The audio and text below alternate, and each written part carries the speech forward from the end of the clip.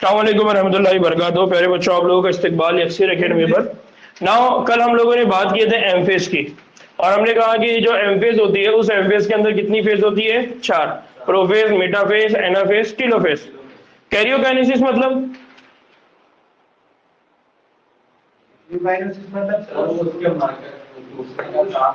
मरकजे के टूटने का अमल, मरकजे के डुप्लीकेशन का अमल, मरकजे के रेप्लिकेशन का अमल, इसको बोलेंगे कैरियोकाइनेसिस। साइटोकाइनेसिस मतलब साइटोप्लाज्म के टूटने का अमल, साइटोप्लाज्म का एक से दो बनने का अमल, इसको हम क्या बोलेंगे? साइटोकाइनेसिस। हमने एक बात जो पहले पढ़े थे, क्या पढ़े थे? कि एम फेज की जो शुरुआत होती है वो कैरियोकाइनेसिस के प्रोसेस से होती है, और जो इख्तिताम होता है वो किस पर होता है? साइटोकाइनेसिस। ठीक है। फिर कल हमने एक और बात बोले थे कि यहाँ पर क्या होता है, ये जो पूरी फेजेस है, इन पूरी फेजेस में क्या होता है? एक होती है इंटरफेज और एक होती है एम फेज। इंटरफेज में हमने कहा कि G1 S G2, और उसके बाद हमने कहा कि एम फेज। एम फेज के बाद एक और फेज होती है, वो कुछ सेलों में आती है, जिसको हम बोलते हैं G0 फेज। G0 फेज मतलब उसका दूसरा नाम क्या है? G0 का लॉन्ग फॉर्म क्या था? हाँ, क्वेश्चन फेज है ना, क्वेश्चन स्टेज, याद आ रहा है? G0, या उसको फेज भी बोल सकते हैं। ठीक है, क्वेश्चन स्टेज, क्वेश्चन फेज, ओ मौलाना भी बोल सकते हैं इसको, इमरान मौलाना, सॉरी सुफियान मौलाना। ठीक, इधर ध्यान देने का, गुम नहीं हो जाने का। यहाँ क्लास में बैठे और कहीं बाहर घूमने चले गए। ठीक है, प्रेजेंस ऑफ माइंड और फिजिकल दोनों प्रेजेंस अपने पास यहाँ पर क्लास में जरूरी है ना। अब बात किसकी कर रहे हैं हम बात कर रहे हैं प्रो फेज। देखिए ये प्रो जो है ना, प्रो का मतलब होता है पहला, स्टार्ट, इनिशियल। तो पहली पहली फेज है ये, इसलिए इसको बोला जा रहा है प्रो फेज। तो प्रो फेज में क्या होता है? प्रो फेज ये कैरियोकाइनेसिस के माइटोसिस का पहला और लंबा मरहला है। ये बहुत बड़ा मरहला होता है प्रोफेज, ये बड़ा मरहला होता है, इसको याद रखना, एग्जाम में पूछता है। लॉन्ग स्टेज है, ठीक है, ये क्या है? लॉन्ग स्टेज है, लॉन्ग स्टेज है, बड़ा मरहला है, लंबा मरहला है। ठीक। दूसरा, फिर हम ये कहते हैं कि इंटरफेस, इंटरफेस के एस और G2 फेस के दरमियान आता है। हम क्या कहते हैं? इंटरफेस के एस और G2 फेस के दरमियान आता है। अब यहां पर क्या कंफ्यूजन हो रहा है? प्रोफेस जो है वो ये बोल रहे हैं कि किसके दरमियान में आ रहा है?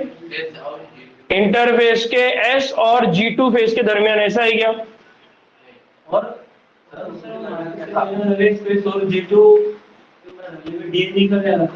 हाँ, अब ये जे आ रहा है दरमियान में, मतलब वो यहां से ये G2 खत्म हुआ, अब कौन स्टार्ट हुआ? M, फिर उसके बाद कौन रहेगा? G1, और यहां कौन रहेगा? S। यानी इस अंदाज में वो कह रहा है। बात समझ में आई? ये G2 है, G2 के बाद कौन स्टार्ट हो रहा है? M। तो M का कौन है? प्रोफेज। का मतलब ये कि बाकी की फेजेस भी है, बट इंपॉर्टेंट कौन है? G2, और इंपॉर्टेंट कौन है? S। ठीक। सिंथेसिस कौन है? S मतलब सिंथेसिस। ये कुछ तो है, कब बोलता है इंसान? जब उसने पढ़ा नहीं। जब उसने ईमानदारी से पढ़ा रहता है ना, तो वो बोलता है सारी चीजें। ठीक है, घर जाके पढ़ना है मेरे को कोई। हाँ, तो सिंथेसिस क्या बोलते हैं उसको? सिंथेसिस ना। दूसरा कि S और G2 मरहले में बने नए DNA मॉलिक्यूल्स बिल्कुल साफ नहीं होते, मगर वो कैसे होते हैं? गुत्थे, या एक दूसरे के अंदर, अब बात नहीं करना, मिले हुए होते हैं, जुड़े हुए होते हैं, एक दूसरे में गुत्थम गुत्था होते हैं। तो बेसिकली क्या हुआ? एस में क्या हुआ? डुप्लीकेशन। और G2 में क्या बनते हैं? G2 में हमने कल पढ़ा था कि क्या बनते हैं यहाँ पर? प्रोटीन्स। याद आ रहा है? यहाँ पर क्या बनते हैं? प्रोटीन्स। इसका मतलब G2 में क्या डुप्लीकेशन हुआ? DNA। और इस DNA का आगे चल के क्या होने वाला है? Separation, segregation. वो सेग्रीगेशन में कौन मदद करेगा? प्रोटीन। कौन मदद करेगा? प्रोटीन। इसलिए ये जो फेज है, ये फेज G2 और S में इसलिए इंपॉर्टेंट है क्योंकि इस फेज के दौरान में जो DNA डुप्लीकेट हो गया वो एक दूसरे से क्या हो जाएंगे? अलग। किसकी मदद से? प्रोटीन की मदद से। अब ये प्रोटीन कौन है, कहाँ काम करते हैं, कैसा काम करते हैं, हम उसको आगे देखने वाले। बट बात इतनी समझ लीजिए कि एस फेज में जो भी डीएनए बनेगा वो एक दूसरे से गुत्थम गुत्था रहेगा, इसलिए उनको एक दूसरे से क्या करना है, अलग, इसलिए उनको सेपरेट करना होता है, ठीक है। नाउ प्रोफेज की शुरुआत जो होती है वो शुरुआत होती है क्रोमोसोम के तकसीफ से, क्रोमोसोम के कंडेंसेशन से। अब अगर आपको याद होगा तो हमने कहा कि ये सेल है और ये सेल के अंदर कौन है, न्यूक्लियस, और न्यूक्लियस के अंदर ये पूरा का पूरा डिस्पर्स डीएनए है, और यहां पर कौन होता है,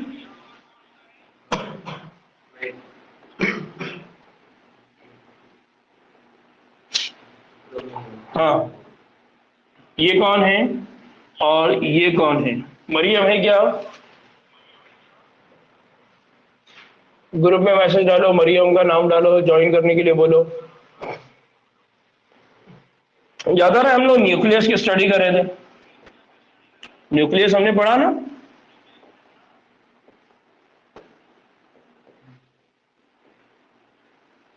न्यूक्लियस हम लोगों ने पढ़ा, न्यूक्लियोलस, ये कौन है, न्यूक्लियोलस, और ये कौन है,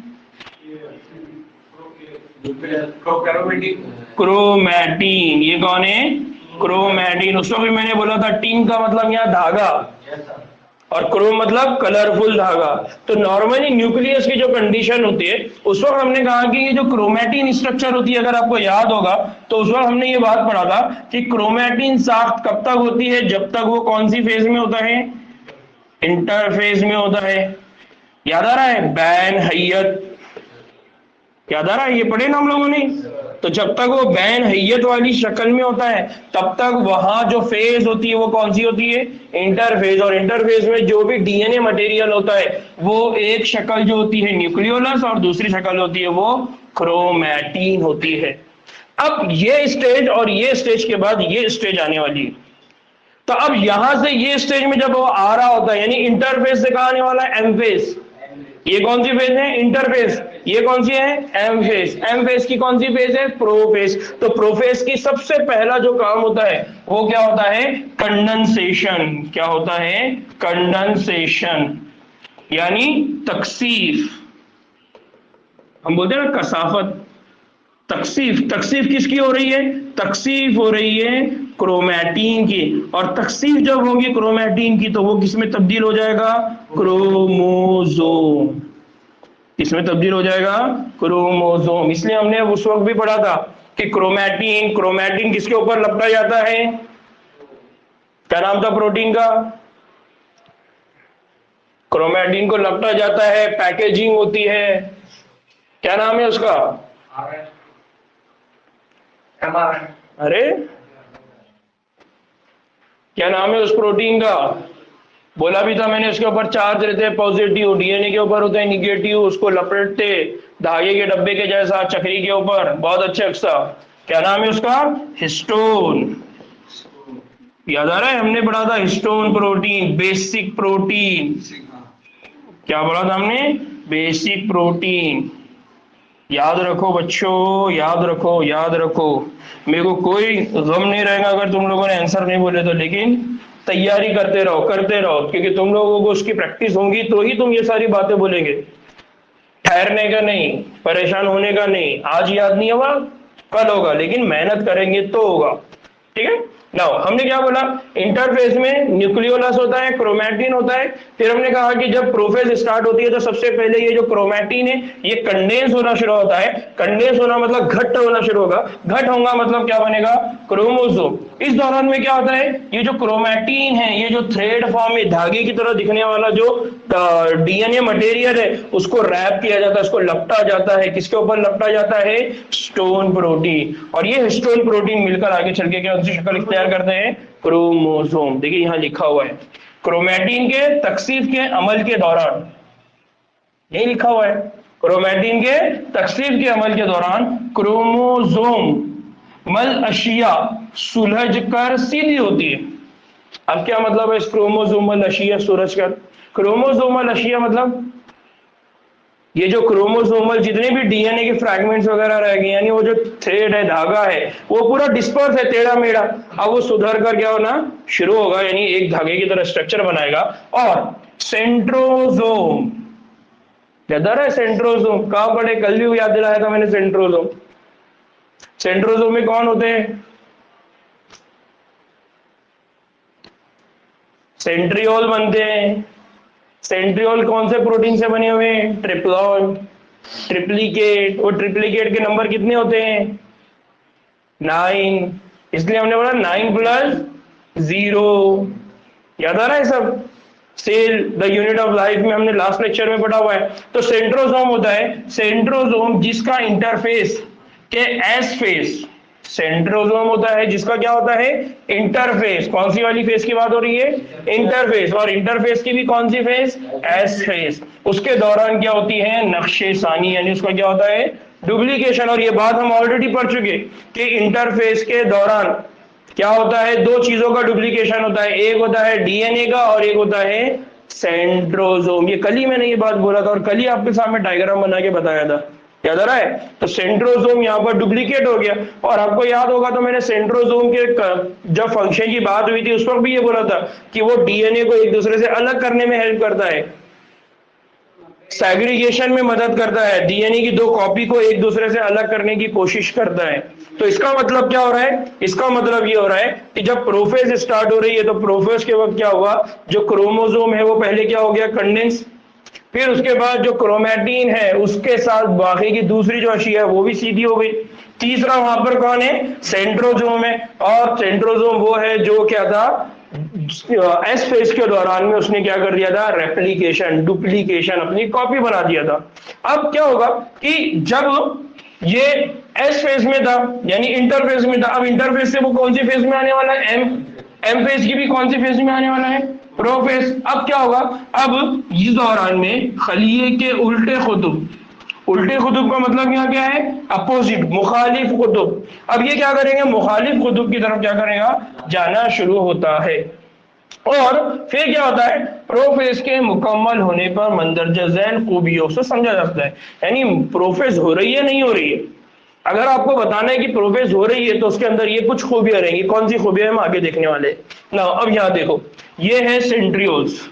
ये कौन है? सेंट्रियोल। ये सेंट्रियोल क्या बनाया होगा? सेंट्रोजोम। किससे बना होगा? सेंट्रोजोम। तो ये एक कॉपी है, ये दूसरी कॉपी है। ये कॉपी इस डायरेक्शन में जा रही है, ये कॉपी इस डायरेक्शन में जा रही है, यानी ये अपोजिट पोल पे आने वाला है, ये अपोजिट, दो अलग अलग जगह पे ये आने वाले हैं। इसलिए यहां पर ये बोला गया कि ये जो सेंट्रियोल है जो कौन से फेज में बन जाते हैं?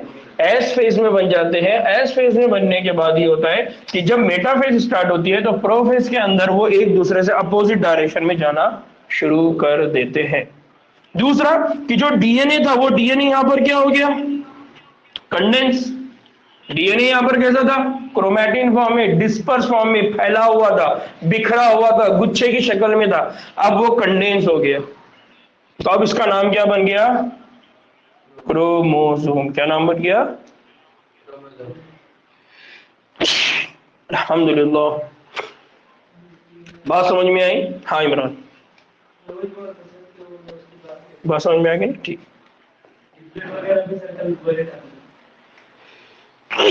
अल्हम्दुलिल्लाह।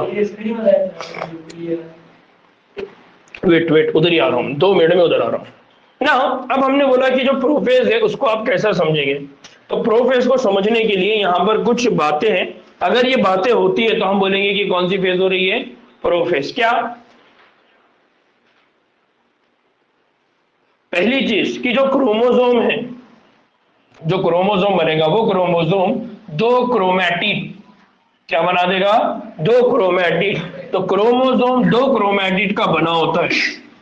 यानी आप यहां पर देखो कि ये डीएनए डिस्पर्स फॉर्म में है, ये डिस्पर्स फॉर्म डीएनए बाद में कंडेंस बनेगा। तो कंडेंस जब बनेगा तो फॉर एग्जांपल यहां पर है सेंट्रियोल, यहां पर क्या है? सेंट्रियोल।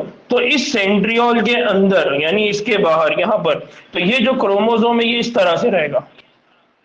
ये जो है ये कौन है? क्रोमैटिड। कौन है?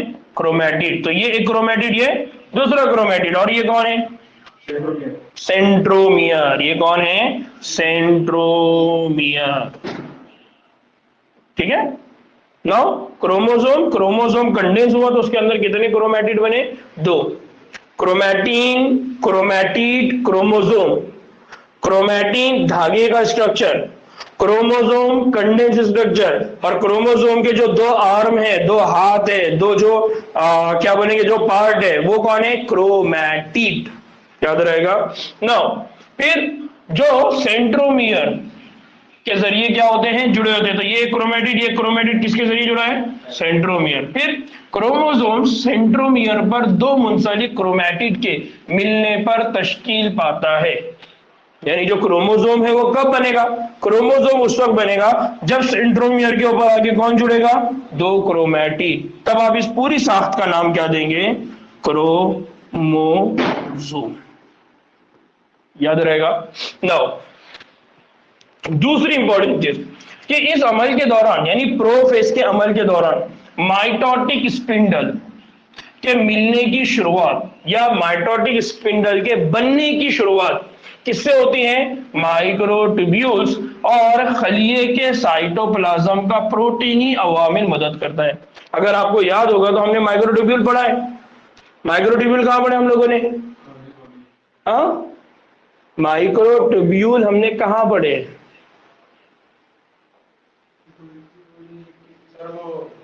वो जोड़े रहते सर, दोनों के मिल के रहते।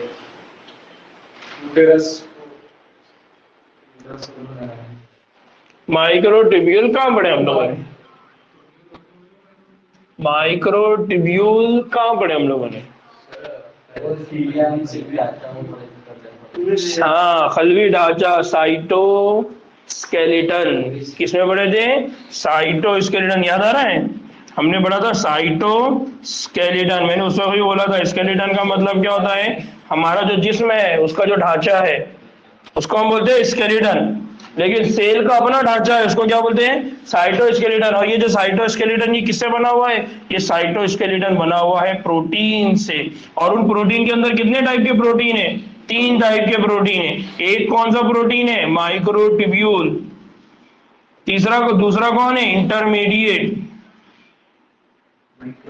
और तीसरा माइक्रोफिलामेंट। कौन होते हैं? माइक्रोफिलामेंट। याद आ रहा है? ये 3 हमने उस दिन पढ़े नहीं है। तो यहाँ पर इसकी बात हो रही है, किसकी बात हो रही है? इस माइक्रोट्यूब्यूल की। तो हमने उस वक्त ये बात पढ़ा था, इसको याद रखिए कि हम क्या कहते हैं, यहाँ पर माइटोटिक स्पिंडल बनते हैं। माइटोटिक स्पिंडल, स्पिंडल बोला जाता है धागे की तरह दिखने वाली साख को। स्पिंडल यानी फाइबर लाइक स्ट्रक्चर, धागे की तरह दिखने वाली स्ट्रक्चर। और इसका नाम माइटोटिक क्यों रखा है? माइटोसिस किसको कहते हैं हम? बराबर की तकसीम को। और बराबर की तकसीम कब होगी? जब आपके पास एक चीज है, उस एक चीज को आप 2 हिस्सों में तकसीम करेंगे और 2 को दे देंगे। तो जब ये देने का अमल आता है तो यहां पर सेल के अंदर देना कैसा रहेगा? तो यहां खींचने का अमल होगा।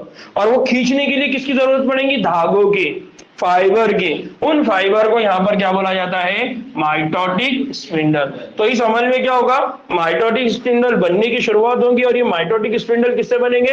माइक्रोट्यूब्यूल। और ये जो माइक्रोट्यूब्यूल बनेंगे ये कहां पर बनेंगे? खलिए के साइटोप्लाज्म में। कहां बनेंगे? खलिए के साइटोप्लाज्म में। फिर क्या होगा? जो सेंट्रोजोम है, कौन है? सेंट्रोजोम। सेंट्रोजोम मतलब जो जिसके पास कौन है? सेंट्रियोल। जिसके पास कौन है? सेंट्रियोल। जो इंटरफेस के दौरान ऐसी नकल बनाते हैं, यानी दो हम भी बोलने पड़ा ना कि एस फेज के दौरान सेंट्रोजोम की क्या हो जाती है? नक्शे सानी। तो ये क्या होता है? खलियों के मुखालिफ लोगों के या खलिए के मुखालिफ, असल में यहां होना चाहिए था पोल, यानी खुतुब की जानिब आगे बढ़ते हैं। यानी अभी हमने पढ़ा, अभी जो डायग्राम हमने देखा कि इस डायग्राम के अंदर हमने कहा कि यहाँ पर है, हमने कहा कि ये न्यूक्लियस है। यहाँ पर कौन है? हम कह रहे हैं कि यहाँ पर कौन है? सेंट्रियोल। अब ये सेंट्रियोल इधर जाएगा, ये सेंट्रियोल इधर जाएगा। तो एक कॉपी इधर आ जाएगी, दूसरी कॉपी सेंट्रियोल की इधर आ जाएगी। तो 2 अपोजिट पोल पे कौन पहुंच गए? सेंट्रोजोम यानी सेंट्रियोल। बात समझ में आई? तीसरा कि हर सेंट्रोजोम, ये हर सेंट्रोजोम माइक्रोट्यूब्यूल्स को फैलाता है। इसे कहा जाता है एस्टर्स। उसको क्या कहते हैं? एस्टर। अब ये जो सेंट्रोजोम है, ये सेंट्रोजोम जब अपोजिट पोल पे चले जाएंगे तो धीरे धीरे ये माइक्रोट्यूब्यूल प्रोड्यूस करेंगे। इस तरह से क्या फैलाएंगे वो? माइक्रोट्यूब्यूल। माइक्रोट्यूब्यूल मतलब किसको फैला रहे हो? Mitotic spindle. किसको फैला रहे हैं? Mitotic spindle. यानी आप ऐसा समझो कि आपके सामने कोई गाड़ी है, वो पानी के अंदर डूब रही है, तो आप क्या डालते हैं उसके ऊपर? रस्सी। तो वो जो रस्सी है, वो रस्सी कौन है? Mitotic spindle. और वो जो डालने वाला शख्स है, वो कौन है? Centriole, centrosome. कौन है वो? सेंट्रियोल या सेंट्रोजोम। और वो जो माइक्रोट्यूब्यूल छोड़ रहा है, उस माइक्रो, अभी फॉर एग्जांपल आप गाड़ी को बचाना चाह रहे हैं, तो आप क्या करते हैं? आप क्या रस्सी डाल के बस खींचते हैं क्या? नहीं, आपको क्या करना पड़ता है? अपने आप को कहीं और बांधना पड़ता है, नहीं तो मालूम पड़ा गाड़ी के साथ इनो भी चले गए। तो इसका मतलब क्या होता है? यहाँ पर दो तरह की बाइंडिंग होती है। एक बाइंडिंग वो होती है जो गाड़ी को पकड़ती है, दूसरी बाइंडिंग वो होती है जो दूसरे सहारे को पकड़ती है। तो वो जो दूसरे सहारे को पकड़ने वाला होता है, वो कौन होता है? एस्टर। जो गाड़ी को बाइंड हो रहा है, वो है माइटोटिक स्पिंडल। यानी आपने इधर एक हाथ से पकड़ के रखा हुआ, एक हाथ आपने दूसरे को दिया, तो ये जो हाथ आप दे रहे हैं किसी को बचाने के लिए, ये कौन है? Mitotic spindle. और ये हाथ से जो आपने खुद सपोर्ट पकड़ के रखा, ये क्या है? Astral fibre. क्या होते हैं? Astral fibre.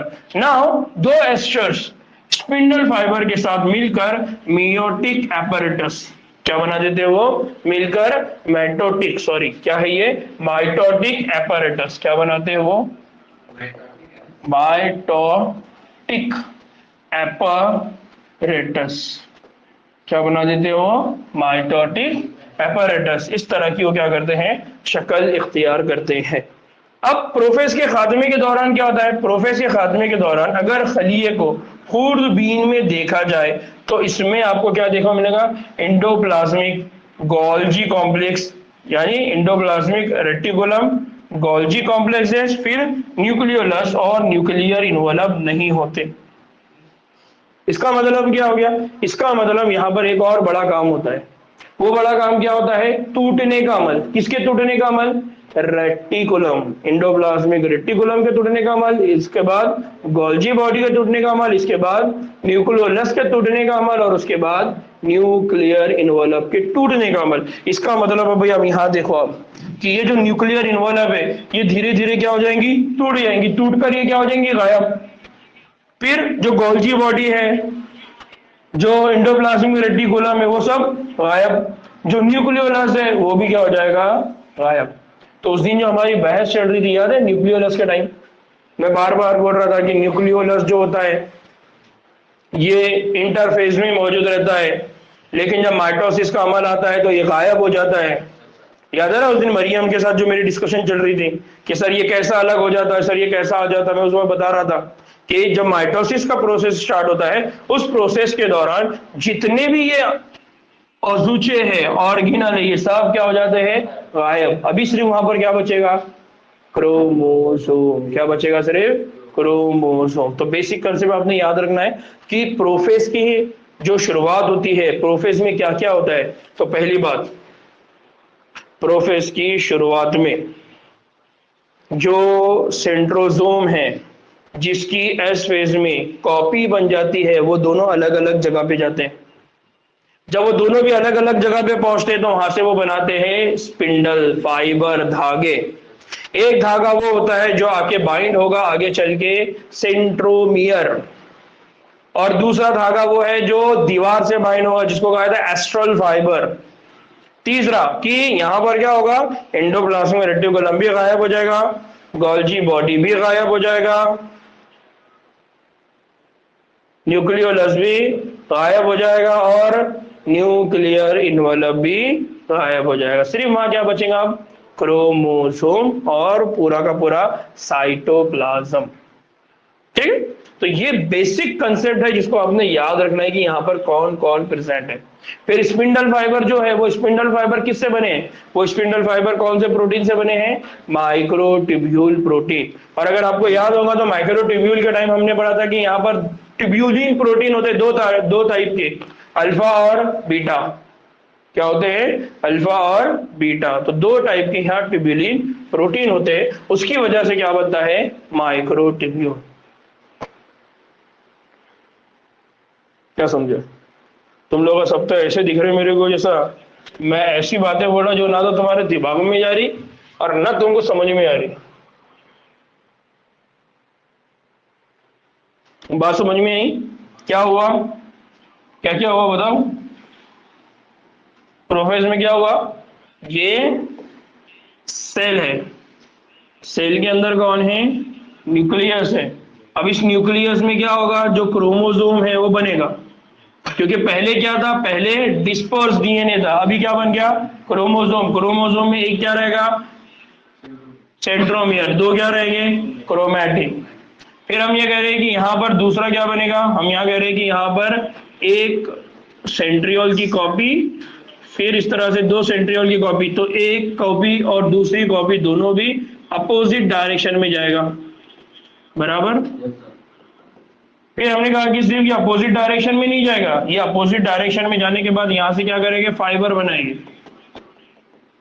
एक फाइबर वो रहेगा जो क्रोमोसोम की तरफ जाएगा, उसको हम बोलेंगे माइटोटिक स्पिंडल। क्या बोलेंगे हम उसको? Mitotic spindle. और जो दूसरा दीवार के साथ चिपका रहेगा उसको हम बोलेंगे एस्ट्रल फाइबर। क्या बोलेंगे इसको? Astral fibre. फिर उसके बाद हम क्या बोल रहे हैं? उसके बाद हम ये बोल रहे हैं कि यहां पर जो न्यूक्लियर मेम्ब्रेन है,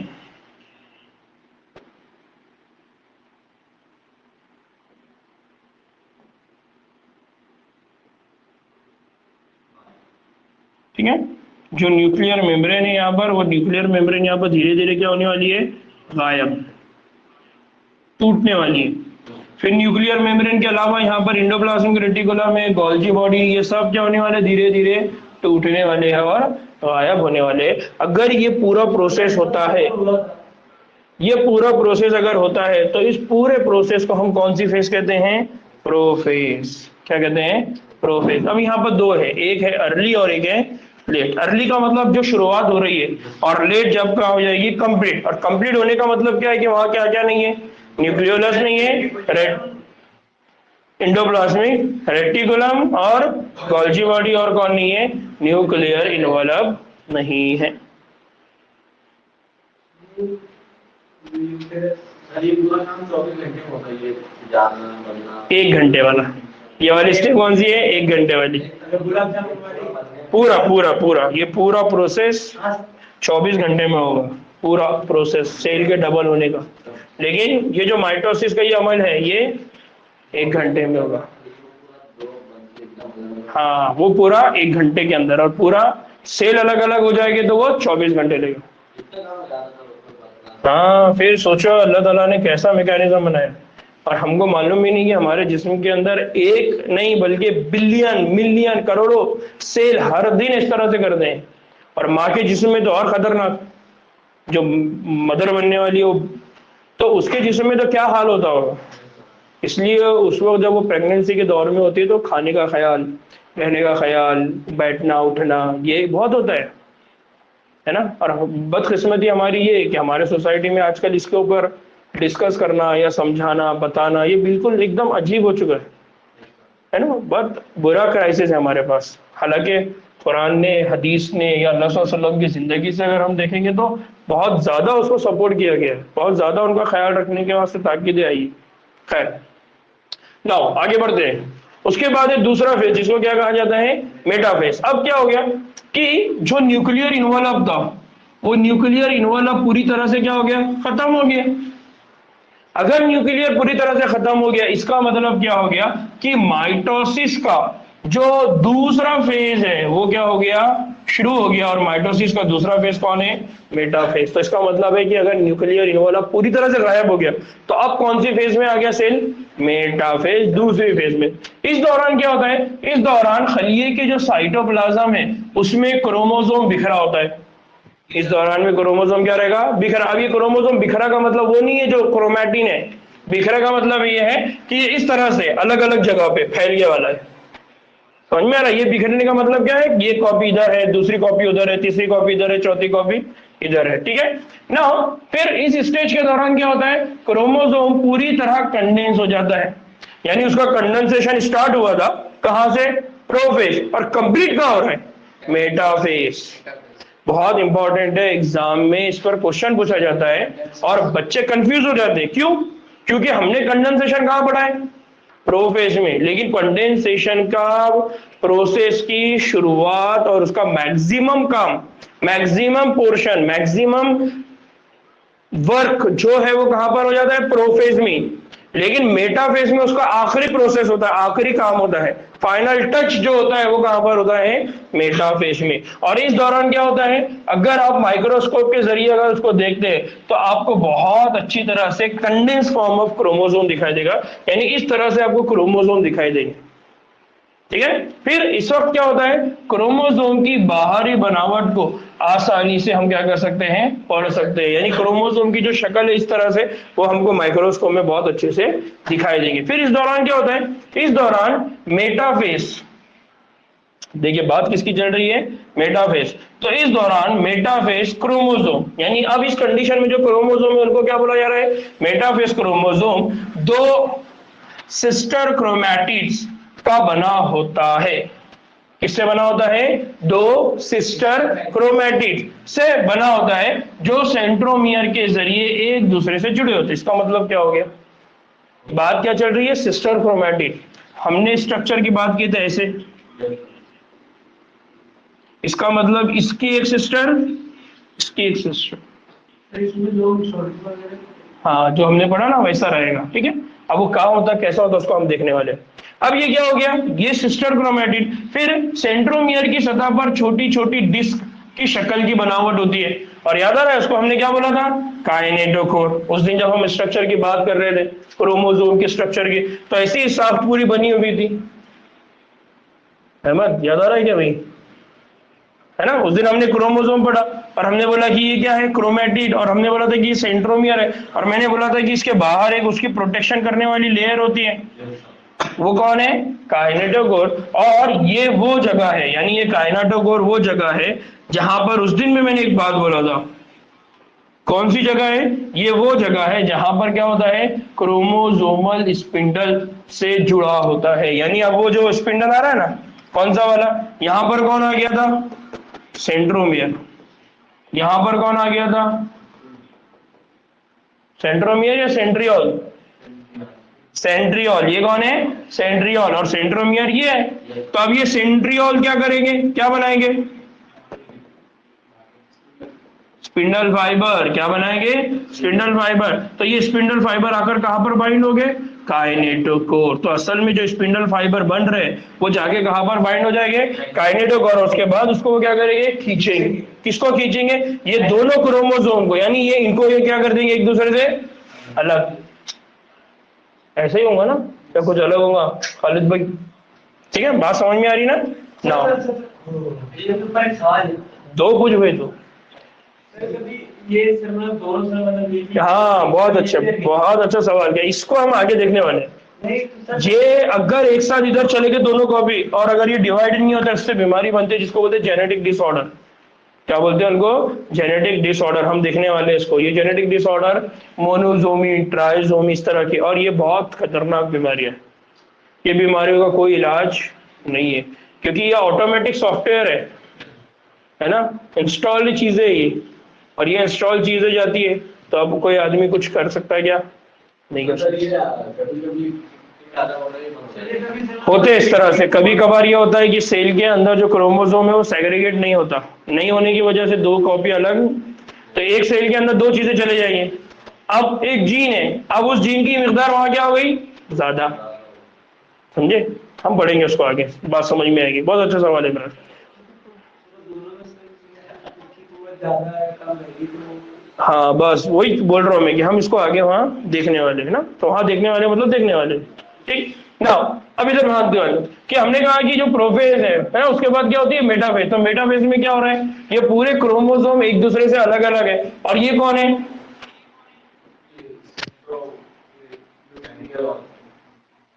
सेंट्रियोल। कौन है? सेंट्रियोल। जो किससे बन गए, किसके पास रहते हैं? सेंट्रोजोम। तो सेंट्रोजोम ने क्या दिया? सेंट्रियोल। और इनसे क्या बन रहे हैं? धागे। कौन से धागे? Spindle fibre. ये कौन है? Spindle fibre. याद आ रहा है? और ये कौन है? ये वाला एस्ट्रल। बहुत अच्छे। ये कौन है? Astral fibre. अब ये क्या करेंगे? ये जो क्रोमोसोम बिखरे हुए उनको क्या करेंगे? अलाइन करेंगे, एक लाइन में ला लेंगे। तो जब एक लाइन में ला लेते हैं तो ये स्टेज कौन है? मेटाफेज। तो पहली फेज कौन सी है? प्रोफेज। दूसरी कौन सी है? मेटाफेज। प्रोफेज में क्या हुआ? पहला काम क्या रहेगा? फॉर एग्जाम्पल आपके कोई चीज को अगर बचाना है तो आप क्या करेंगे? पहला काम रस्सी लाएंगे, बांधेंगे, खींचेंगे, अपने आप को पकड़ेंगे, तैयारी करेंगे। तो वैसे यहाँ तैयारी हो रही है। तो तैयारी क्या हो रही है? जो न्यूक्लियोलस है उसको तोड़ दिए, जो एंडोप्लाज्मिक रेटिकुलम है उसको तोड़ दिए, जो इन्वॉल्व है उसको तोड़ दिए।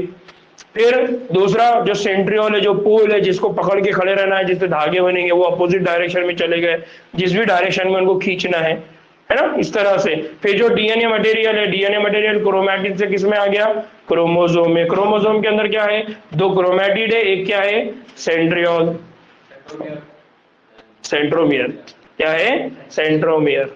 ठीक। फिर उसके बाद क्या हो रही है? मेटाफेज। ठीक है। तो बाकी की बात इंशाल्लाह हम कल करेंगे, है ना। मेरे को सफर में भी निकलना है फौरी, तो बाकी की जो 2 स्टेज है और इसके आगे की वो इंशाल्लाह हम कल बात करेंगे। और उम्मीद रहेगी कि आप सब लोग आज रात में इसको बहुत अच्छे से पढ़ेंगे और इसको समझने की कोशिश करेंगे। और कल सुबह की क्लास रहेंगी हमारी 8 बजे से। हाँ, ऑनलाइन वालों, ऑफलाइन वालों, सोने वालों, जागने वालों, सबके लिए कि कल सुबह 8 बजे हमारी क्लासेस रहेंगी इंशाल्लाह। चलिए, अस्सलाम वालेकुम रहमतुल्लाहि बरकातहू।